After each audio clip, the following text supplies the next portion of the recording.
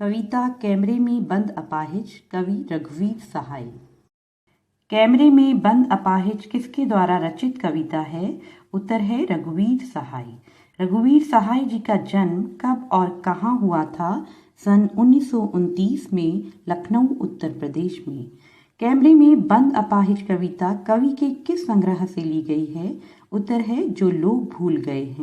रघुवीर सहाय जी की प्रमुख रचनाएं कौन कौन सी हैं? रघुवीर सहाय जी की प्रमुख रचनाएं हैं सीढ़ियों पर धूप, आत्महत्या के विरुद्ध, हंसो हंसो जल्दी हंसो, जो लोग भूल गए हैं आदि। रघुवीर सहाय की कौन सी कविता आधुनिक हिंदी कविता की एक महत्वपूर्ण रचना मानी जाती है? उत्तर है रामदास।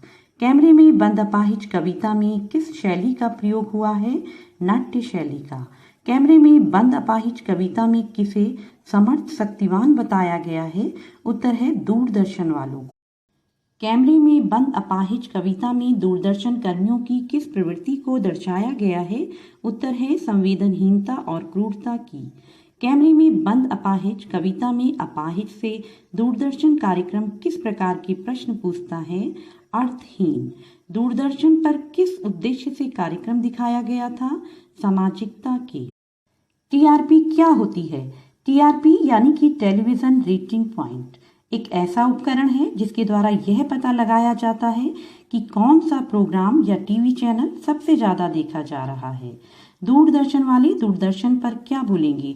यह बोलेंगे कि हम सफल और सामर्थ्यवान हैं और सामने बैठा व्यक्ति दुर्बल है, उसमें अहम का भाव होता है। वे कैमरामैन को क्या निर्देश देते हैं और क्यों?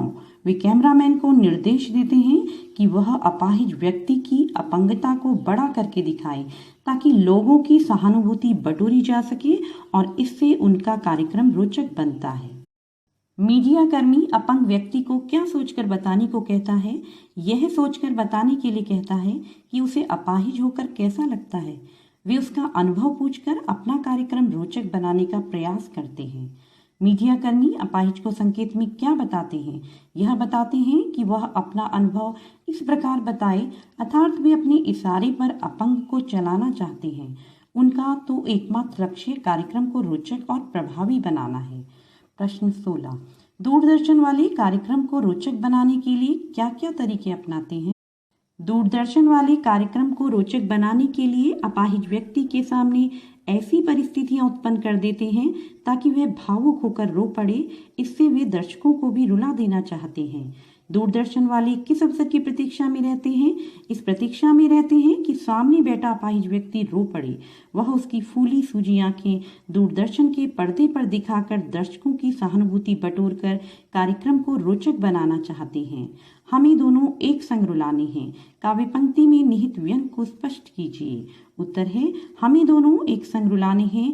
काव्य पंक्ति में यह व्यंग निहित है कि कार्यक्रम संचालक अपाहिज और दर्शकों को एक साथ रुलाने का प्रयास करते हैं ताकि वह सिद्ध कर सके कि उनका कार्यक्रम सफल रहा। प्रश्न 19। हम समर्थ शक्तिवान एक दुर्बल को लाएंगे पंक्ति के माध्यम से कवि ने क्या व्यंग किया है? इस पंक्ति के माध्यम से कवि ने यह व्यंग किया है कि टेलीविजन वाले सोचते हैं कि वे बहुत ताकतवर हैं। वे सोचते हैं हम जो चाहें जैसा चाहें कार्यक्रम दर्शकों को दिखा सकते हैं। कार्यक्रम का निर्माण एवं प्रस्तुति उनकी मर्जी से ही होती है। वे करुणा को भी बेच सकते हैं। कैमरे में बंद अपाहिज करुणा के मुखौटे में छिपी क्रूरता की कविता है। विचार कीजिए। यह कथन बिल्कुल सच है कि यह कविता करुणा के मुखौटे में छिपी क्रूरता की कविता है। ऊपर से तो करुणा दिखाई देती है कि संचालक महोदय अपंग व्यक्ति के प्रति सहानुभूति दर्शा रहा है, पर उसका वास्तविक उद्देश्य कुछ और ही होता है। वह तो उसकी अपंगता बेचना चाहता है। उसे एक रोचक कार्यक्रम चाहिए जिसे दिखाकर वे दर्शकों की वाहवाही लूट सके। उसे अपंग व्यक्ति से कुछ लेना देना नहीं है। यह कविता यह बताती है कि दूरदर्शन पर दिखाए जाने वाले इस प्रकार के अधिकांश कार्यक्रम कारोबारी दबाव के तहत संवेदनशील होने का ढोंग करते हैं। अतः यह कहना उचित ही है कि कैमरे में बंद अपाहिज करुणा के मुखौटे में छिपी क्रूरता की कविता है।